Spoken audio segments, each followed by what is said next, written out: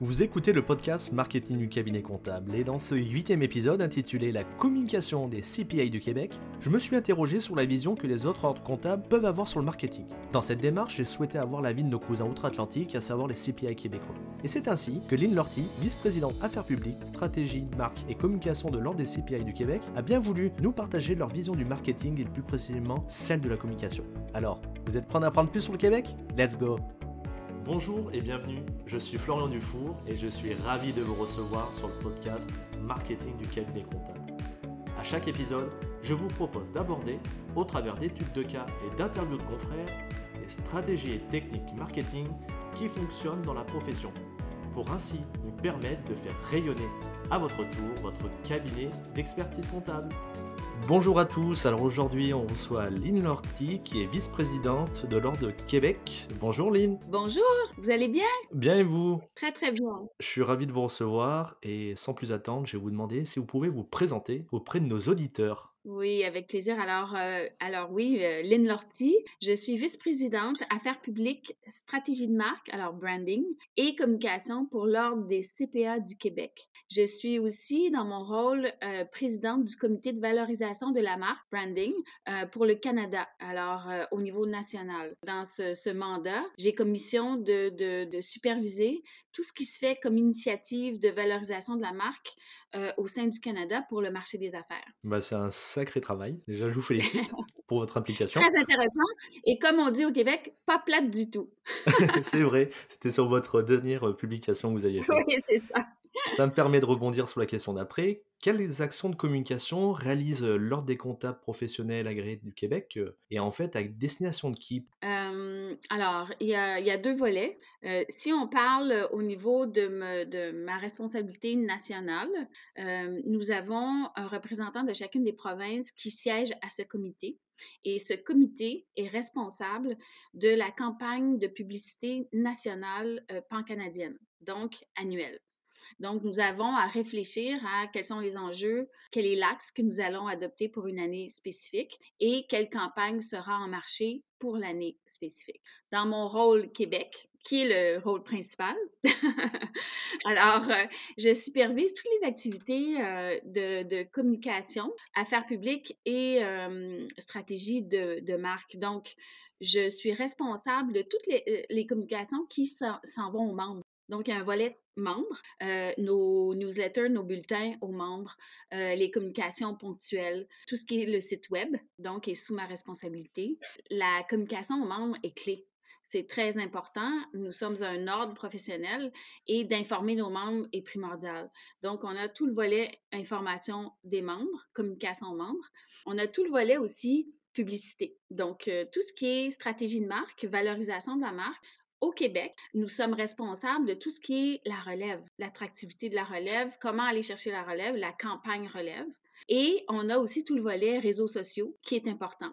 Affaires publiques, on travaille en équipe multidisciplinaire, donc il y a une équipe qui fait toutes les relations gouvernementales, mais nous faisons tout ce qui est prise de position publique. Alors, nous travaillons en étroite collaboration avec l'équipe de relations gouvernementales et les relations médias sont sous notre équipe. Et lorsqu'on veut faire valoir un point auprès du grand public, donc il y a aussi le grand public qui est intéressant pour nous parce que la mission première de l'Ordre des CPA, c'est la protection du public. Donc, c'est très important de faire valoir le rôle du CPA dans la société et dans les organisations. Alors, il y a plusieurs volets, on est bien occupés, mais c'est extrêmement intéressant et je pense que c'est essentiel. C'est bien de faire ce rappel, parce que ça nous donne une vision un petit peu différente de nous, de l'autre côté de l'Atlantique, où on n'a peut-être pas cette vision, vous disiez, un petit peu vers le grand public. Nous, on est souvent centré sur les entreprises, un petit peu aussi le monde associatif, mais on n'a pas le même positionnement que vous. Donc, c'est bien d'en apprendre aussi et de voir que on peut peut-être évoluer dans votre sens, nous. Ah, ben, écoutez, ça va dans mon sens aussi, hein. On est très à l'écoute de ce qui se fait ailleurs, puis c'est comme ça aussi qu'on avance, hein. Et puis, il n'y a plus beaucoup de frontières actuellement, donc c'est bien de voir ce qui se fait à travers la planète, je dirais même. Vous avez raison. En plus, on le signale, le podcast, là, on le fait en distanciel, comme quoi on peut être à l'autre bout du monde et justement passer un bon moment Tout ensemble. à fait. Tout à fait. Je remarque que Lord est présent sur les réseaux sociaux et de manière construite. C'est vraiment un super travail que vous faites. Et je voulais savoir quel était votre objectif d'être présent sur ce canal de communication. Parce que souvent, on nous le décrit comme c'est que pour les jeunes ou ça va peut-être pas servir aux entreprises. Est-ce que vous pouvez me donner un petit peu votre idée à vous? Oui, certainement. Les réseaux sociaux, ben, premièrement, c'est pas une surprise, mais c'est un incontournable là, maintenant. Alors, tout se passe sur les réseaux sociaux. Même quand on parle aux médias maintenant, il y a, oui, un lien direct avec les médias qui ne passe pas par les réseaux sociaux. Mais ensuite, tout rebondit dans les réseaux sociaux. Donc, on a absolument besoin d'y être. Mais il y a aussi un volet conversation qu'on peut pas avoir avec un média traditionnel et qui change les choses. C'est-à-dire que ça nous permet aussi d'écouter ce que les gens disent sur l'ordre, sur la profession, et ça nous permet de rebondir aussi. Donc, il y a tout un côté vigie qui nous permet d'écouter ce qui se passe, mais aussi d'entrer en conversation avec soit le grand public, soit dépendamment des réseaux qu'on choisit. Et aussi, c'est aussi une plateforme pour permettre à nos membres de s'exprimer. Donc, il y a plusieurs volets. Que nous avons des regroupements régionaux, et c'est quand même assez vaste, le Québec, il y a plusieurs régions, et ça permet aux membres qui sont en région d'exprimer. Donc, on a ce qu'on appelle des regroupements régionaux et les membres s'expriment à travers leur Facebook régional. Donc, ça, c'est un volet. Il y a le volet aussi, bon, bien sûr, un petit peu plus professionnel qui est le LinkedIn, où on passe des messages, mais aussi où on entre en conversation avec nos publics, nos différents publics. Vous le savez aussi, LinkedIn, c'est beaucoup un réseau qui nous permet aussi de voir ce qui se fait en termes de recrutement, voir c'est quoi les tendances de recrutement. Ça aussi, c'est intéressant.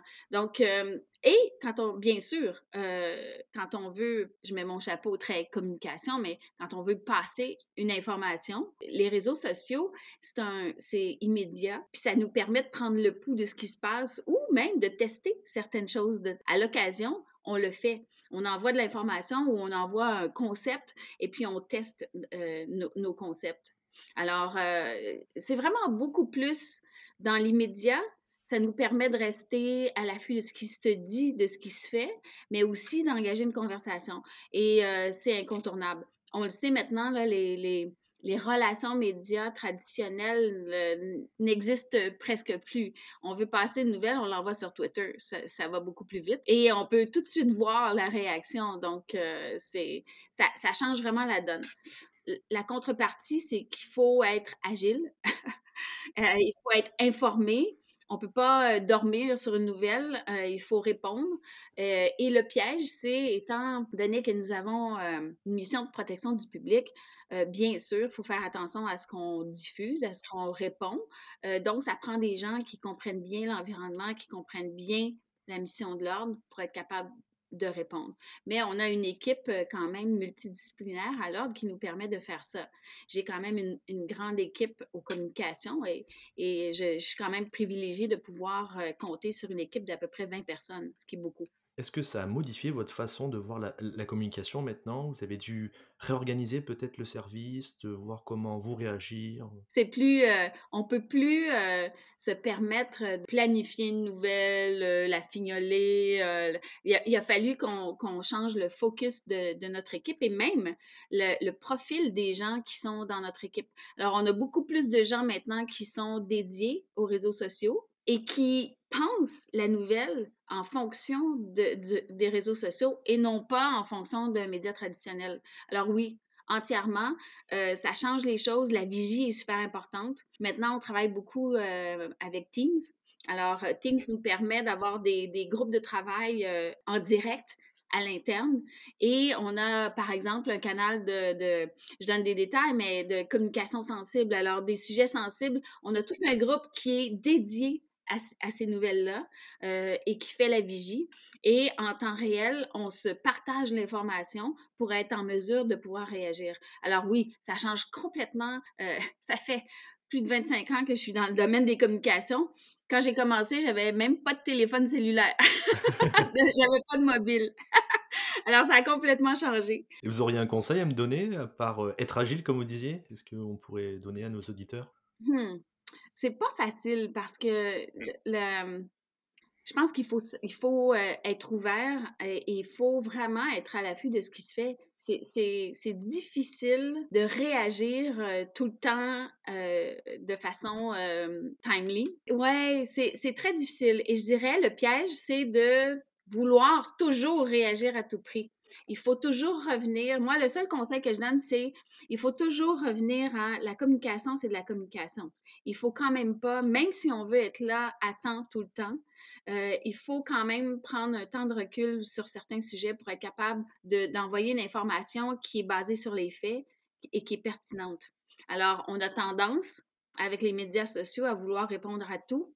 Je dirais que c'est pas nécessaire. Alors ça prend une équipe qui est formée pour être capable d'avoir quand même un jugement critique sur ce qu'il voit et sur ce qu'il diffuse. Et ça prend vraiment une équipe qui comprend la nature, mais aussi qui est formée en communication. Parce que maintenant, tout le monde peut s'exprimer, mais je dirais que la communication prend une formation et c'est pas quand même pas tout le monde qui peut le faire. Donc, c'est ça. Faut éviter le piège de répondre à tout prix, je dirais. Vous avez raison, éviter le piège de répondre à tout prix, et toujours vérifier les sources, parce qu'avec les fake news, Exactement. on a notre rôle aussi, comme vous disiez, de donner la vérité, de protéger les personnes, donc c'est important ça. Exactement. J'en profite pour la prochaine question. Il y avait une partie de la communication à l'ordre qui est destinée à la nouvelle génération pour les motiver. Donc votre objectif, il était de travailler sur l'attractivité de la profession, comme vous venez de dire. Est-ce qu'il y a un besoin, comme c'est le cas chez nous en France, où on a un problème d'attractivité et de fidélisation? Vous avez un souci là-dessus pour les nouvelles générations? Vous avez du mal à les renouveler? Je vous dirais que pour l'instant, on ne voit pas une courbe descendante. On voit pas. Les chiffres sont stables. Donc, vous savez qu'au Québec et au Canada, la profession s'est unifiée, c'est-à-dire qu'il y avait 3 titres comptables. Les 3 titres sont devenus CPA. À partir, ça fait maintenant 10 ans. Alors, le temps file à vitesse grand V, comme tout, maintenant.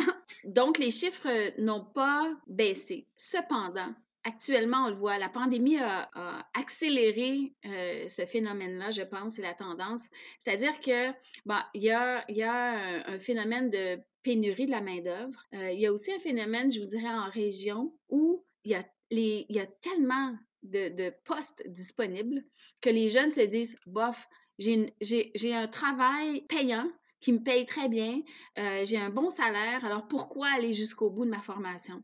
Donc, on voit doucement, mais ça peut s'accélérer, une tendance à ouf, il y a peut-être un risque là, et on doit absolument mettre tous les efforts possibles pour attirer les jeunes. Il y a aussi perception de la profession encore qui est une profession ennuyeuse, répétitive et tout ça. C'est ce qu'on appelle, nous, au Québec, les bas bruns.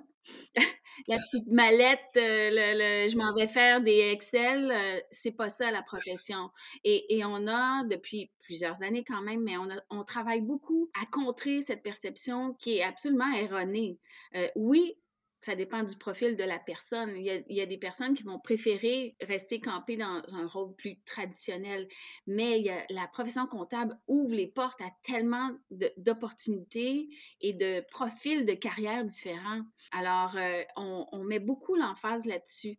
Puis, tu sais, il y a de la compétition. Le MBA, la maîtrise là, en administration des affaires, est très, très... la perception du MBA, c'est ça ouvre les portes au monde des affaires, c'est versatile et tout. Je dirais que l'avantage du CPA, de la formation de CPA, c'est que c'est basé les bases sont sur des faits solides. Alors, c'est un pilier qui donne au CPA et c'est son avantage unique, je dirais, c'est la compréhension des chiffres. Et ça, c'est clé dans les organisations et dans la gestion. Donc, ça, on essaie de mettre ça en valeur à la fois. Donc, les jeunes, oui, on met beaucoup d'emphase là-dessus. Et la façon d'aller les chercher aussi, c'est différent que dans le monde des affaires. Donc, ça aussi, on travaille beaucoup ça. Ce qu'on fait, c'est on a une campagne qui s'adresse au monde des affaires. Et souvent, on pense la campagne du monde des affaires en fonction d'aller aussi chercher la relève. Cependant, on a une campagne dédiée à la relève qui va souvent être en lien avec les deux pour vraiment maximiser, optimiser notre impact dans le marché. Donc, les deux campagnes sont pensées en fonction de, on veut que le monde des affaires se reconnaisse et reconnaisse la valeur du CPA, mais qu'en même temps, quand le jeune va regarder ça, il se dit, ah, moi, ça m'intéresse de faire ça. Alors, c'est toujours pensé en fonction de ça. Mais c'est un défi de tous les temps. À chaque année, on se creuse la tête à savoir comment on va aller chercher les jeunes. Et ça, c'est un défi, vraiment. Je suis d'accord avec vous, parce que nous, c'est compliqué aussi. On a encore ce stéréotype, voilà, comme vous dites, où c'est un métier pas sexy, ennuyeux. Alors que, ou je le répète, comme vous venez de le dire, avec la digitalisation, les datas, tout ça, nous, on devient central. Et puis, c'est vraiment du conseil, l'analyse, comme vous dites, du chiffre, et ça nous donne sur une position, vous, dans l'entreprise concret, et nous, dans l'accompagnement du chef d'entreprise, primordial. Tout à fait. Et la peur de dire, ah, ben là, je serai plus utile, l'intelligence artificielle. Non.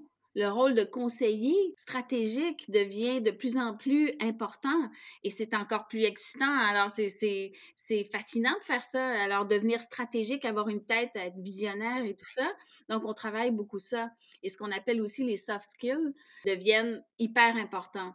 Donc, c'est tout ça qu'il faut travailler. Puis, aller chercher les jeunes, c'est de leur dire, pas obligé de travailler dans un cabinet comptable ou dans une tour à bureau. Tu peux être CFO, responsable des finances d'une organisation, un leader, mais je sais pas moi, tu peux travailler pour une organisation qui travaille dans le plein air, dans l'environnement. C'est fascinant. Complètement. Et j'en profite pour rebondir. Là, actuellement, en janvier 2022, vous avez lancé une campagne publicitaire à l'intention de ces fameux étudiants. Donc, pouvez nous en dire un petit peu plus comment elle est et l'objectif final? La campagne de l'année dernière, en fait, de cette année, du monde des affaires, si je prends le tagline en anglais, c'est Lean on us, lead with us, c'est-à-dire en français, c'est vous comptez sur nous, CPA. La pandémie nous a donné l'occasion vraiment de voir à quel point les CPA ont été importants pendant la pandémie pour naviguer dans le chaos. Alors, on a rebondi sur ça pour dire vous pouvez compter sur nous. Pour la relève, on a inversé la chose en disant deviens CPA, on compte sur toi. Alors, notre campagne est vraiment, bon, premièrement, on a utilisé les réseaux sociaux, donc l'imagerie de la campagne, bon, premièrement, c'est dans les réseaux sociaux principalement. Il y a un peu d'affichage parce qu'on ne peut pas négliger le fait que l'image publicitaire traditionnelle sur un panneau est quand même très intéressante. Et ce qu'on fait, c'est qu'on cible l'environnement des campus universitaires et les transports en commun parce que les jeunes se promènent en transport en commun. Bon, la pandémie nous a un peu limité le nombre de personnes qui se promènent dans les les transports en commun, mais bon. Et ça a permis, alors l'image est vraiment des échanges textos de jeunes. C'est comme si le monde des affaires parle aux jeunes. Alors, si je vous donne quelques exemples, vous l'avez vu probablement, disons, c'est l'industrie du tourisme qui dit aux jeunes, on serait dû pour un petit boom, est-ce que tu as des conseils? Deviens CPA, on compte sur toi. L'autre, c'est le futur qui parle aux jeunes. Tu trouves pas qu'avec toi, j'ai l'air radieux? Deviens CPA, on compte sur toi. Ce sont des images, c'est comme, en fait, l'imagerie de la campagne, c'est comme si c'est mon background de téléphone cellulaire. Vous savez, mon image, l'image que j'ai sur mon téléphone. C'est comme si c'est cette image-là qui apparaît sur le panneau. Alors, elle n'est pas encore en marché, elle est dans quelques réseaux sociaux, mais on a retardé, la pandémie nous a amené à retarder notre affichage dans les transports en commun et les campus parce que actuellement, nos jeunes ne sont pas sur les campus, ils sont en télétravail. En distanciel, ouais. Oui, exact. Ça vous donne une petite idée. C'est difficile là, sans voir l'imagerie, mais donc, l'important, c'est qu'on pense tout le temps nos campagnes en fonction de comment, premièrement, dans quels médias on peut rejoindre les jeunes. Et ça change tout le temps, vous le savez très bien. Ils changent de réseau régulièrement, donc il faut s'adapter à ça. Donc, très important où on le fait et comment le langage doit être accessible et très intéressant. Cependant, moi, j'insiste tout le temps sur le fait qu'on veut parler notre auditoire est intelligent. On veut pas tomber dans un langage qui est trop infantilisant, entre guillemets. On veut un langage on parle à l'intelligence des jeunes. Alors ça, c'est très important pour nous. Donc, c'est un peu notre approche. Bon, bien sûr, notre campagne phare qui a fait tellement parler, c'est notre campagne plate. Les jeunes ont adoré cette campagne-là. Et depuis ce temps-là, ben, on essaie de se renouveler et d'aller, mais celle-là était vraiment notre campagne la plus percutante et la plus, je vous dirais, audacieuse. C'est toujours dur de faire mieux en mieux toujours. Oui, exactement, exactement. Je la mettrai justement sur le podcast. Je vous l'enverrai parce qu'il y avait 2 volets de cette campagne-là. Il y avait le volet de la campagne nationale qui s'adressait plus au monde des affaires, qui était un peu plus léché, un peu plus prudente, je dirais, parce on avait une préoccupation sur le fait que les membres peut-être seraient un peu choqués par la chose. Et à la fin, pas du tout. Mais la campagne au Québec était beaucoup plus directe. Alors, je vous enverrai la version relève qui carrément mettait dans le visage des jeunes je suis plate. Si être président d'un conseil d'administration, travailler dans le domaine du spectacle, c'est plate. Je l'assume totalement. Alors, c'est un peu ça. Alors, je vous l'enverrai. C'est très gentil, merci. J'avais une question justement sur votre stratégie, beaucoup les réseaux sociaux. Est-ce que vous avez prévu de faire un post télévisuel justement pour toucher ces jeunes ou c'est pas le canal principal? Pour les jeunes, non. On fait du vidéo. Alors, on fait ce qu'on appelle le online vidéo. Donc, on a du contenu visuel parce que c'est très important, très court et à travers les réseaux sociaux. La télévision, je dirais que c'est pas le média où les jeunes, où on retrouve les jeunes. Donc, c'est plus difficile de les rejoindre via la télé. Cependant, le online streaming, alors tout ce qui est, bon, les jeunes sont sur Netflix, sur tous les réseaux. Donc, ça, c'est plus facile de les rejoindre de cette façon-là, mais le vidéo, l'image est très importante.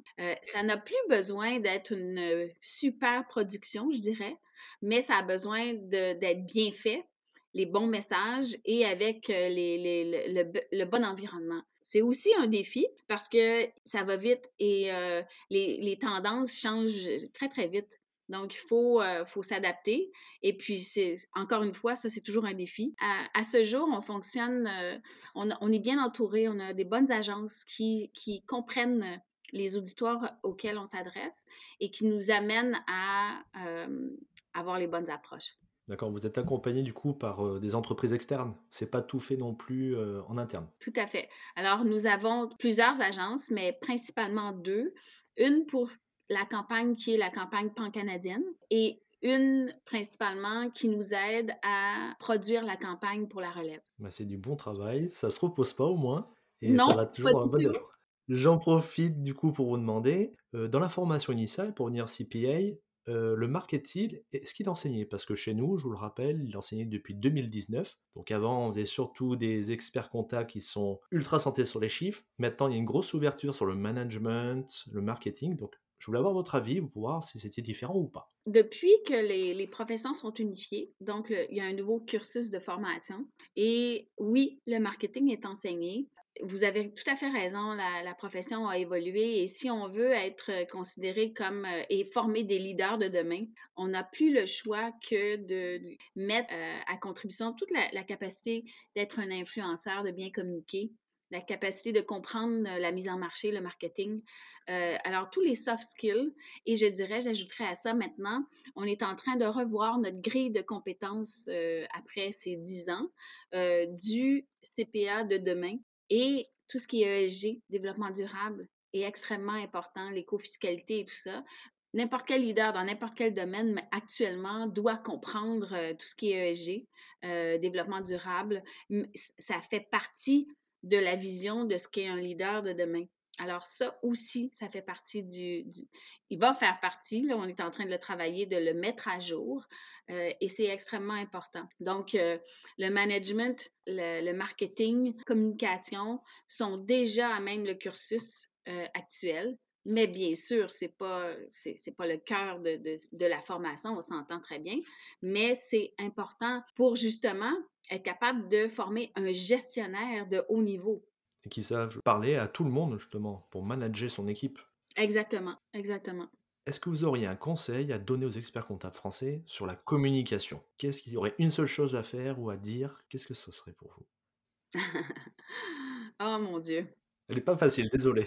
Non, oui, c'est une question difficile.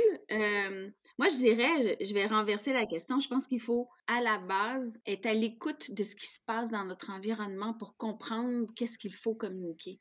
Je dirais que ce serait la base de tout parce que ça évolue tellement rapidement.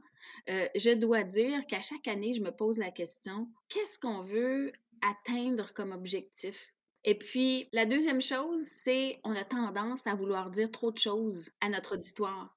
Donc, une des choses qui est importante, quand on parle, je vous dirais, plus de façon publicitaire, il faut vraiment décider quel est le message qu'on veut envoyer. Parce qu'après ça, c'est trop... de tout vouloir faire n'est pas un gage de succès. Et ça, c'est en publicité, c'est très important. La deuxième chose, je dirais, il faut aussi se baser, on est des CPA après tout, il faut se baser sur des données. Donc, nous mesurons le succès de nos campagnes et nous mesurons aussi tout ce qui est, on appelle ça la santé de notre marque. Le brand health est très important pour nous. Donc, on met un budget pour mesurer le succès de nos campagnes, tant au niveau de est-ce qu'elle a été vue, est-ce qu'elle a été comprise et est-ce qu'elle a été appréciée. Parce que sinon, on peut inventer de dire ah ben on a eu du succès ou on a été compris, mais si on ne se base pas sur les données, c'est très difficile de rebondir et d'être encore plus efficace. Donc, la mesure, pour moi, demeure un outil essentiel. Je vous remercie pour votre partage parce que vous avez dit 2 points que souvent on omet dans la communication et souvent auprès des différents confrères, c'est de faire une vraie stratégie pour se rappeler toujours quel est l'objectif. Et le deuxième, en tant que bon CPA ou expert comptable, c'est de utiliser la data pour voir si on fonctionne pas. Et ça, souvent, on se dit bon, allez, on l'a dans la tête, mais on prend pas le temps des fois de se poser pour bien vérifier. Et alors que c'est essentiel. Vous avez complètement raison. Tout à fait. Et puis, on a tendance, hein, comme communicateur, à vouloir justement à attraper une tendance et à dire ah c'est ça, mais je pense que ça vaut la peine de prendre un peu de recul et effectivement la planification, pour nous la planification est très importante. Quelle stratégie allons-nous adopter pour cette année? Et ça ne veut pas dire qu'on ne fait pas les autres choses parce que bon vous avez vu tantôt j'expliquais nous avons oui la stratégie de la marque, il y a la communication aux membres, il y a aussi notre place qu'on veut occuper dans les débats sociaux. Ce n'est pas la même chose. Donc, il y a 3 axes différents. Mais quand on va dans le marché avec une campagne majoritairement promotionnelle ou publicitaire, il faut vraiment décider qu'est-ce qu'on veut atteindre cette année. Puis ça peut prendre de la réflexion. Et nous avons un comité de direction et un conseil d'administration qui travaillent ensemble à l'ordre pour établir les priorités de l'année. Et de là découle la réflexion sur, d'accord, est-ce qu'on veut cette année s'adresser un petit peu plus? On a le débat actuellement. La pandémie a amené une réflexion sur est-ce que le grand public doit mieux comprendre le rôle du CPA dans la société. Donc, même si d'office, nous, notre campagne, par exemple, nationale, était ciblée sur le monde des affaires, on s'est dit qu'il faudrait réfléchir à voir si on ne voudrait pas avoir un ton et une façon de communiquer qui s'adresse un petit peu aussi en même temps au grand public pour faire comprendre la valeur du CPA dans la société. Alors, cette stratégie-là en amont est extrêmement importante. Il faut prendre le temps de réfléchir avant d'agir. Eh bien, écoutez, Lynn, je vous remercie de vous avoir accueilli. Avant de finir l'interview, je vous propose de faire un petit jeu, ceci, cela, pour apprendre à vous connaître. Le jeu que je propose à chaque fois, c'est de 2 alternatives et vous me dites laquelle vous préférez. D'accord. Allez, c'est parti la première. Est-ce que vous êtes plutôt thé ou café? Café. Vous êtes plutôt hiver ou été? Ah, ça, c'est trop difficile. Je suis les deux. Je joue au tennis l'été et je skie l'hiver. J'adore l'hiver, je ne pourrais pas m'en passer. D'ailleurs, il neige actuellement, il fait -20 au Québec, à Montréal. Euh, je suis quelqu'un de l'extérieur et qui aime jouer dehors, alors les deux me plaisent beaucoup. Est-ce que vous êtes plutôt Céline Dion ou Barbara Streisand? Oh là là! Comme Québécois, je vais dire Céline Dion. Hockey sur glace ou football? Ah! Football. J'ai 3 garçons, dont 2 qui ont joué, de haut niveau. J'adore le football et je le regarde encore. Mais football, vous parlez soccer ou football Non, américain? le football américain. C'est plutôt en retrait? Totalement. C'est un petit secret aussi de skieuse, c'est-à-dire que le hockey, c'est pendant la saison de ski. Alors j'espérais tout doucement, que mes garçons ne veulent pas jouer au hockey pour pouvoir skier avec eux. Est-ce que vous êtes plutôt vacances sportives ou plutôt bronzette, au calme? Moi, je dirais, au calme, parce que je fais beaucoup de sport ailleurs que dans les vacances. Ou la combinaison des 2, c'est encore mieux. C'est vrai. Et pour finir, est-ce que vous êtes plutôt LinkedIn ou Instagram? LinkedIn. Eh bien écoutez, je vous remercie Lynn de votre présence. Ça me fait extrêmement plaisir et merci beaucoup de cette belle invitation. Eh ben, c'est moi qui vous remercie, puis j'espère vous revoir bientôt, et puis qu'on échange outre-Atlantique avec nos différents représentants. Et puis je vous dis à bientôt tous les autres. Au revoir.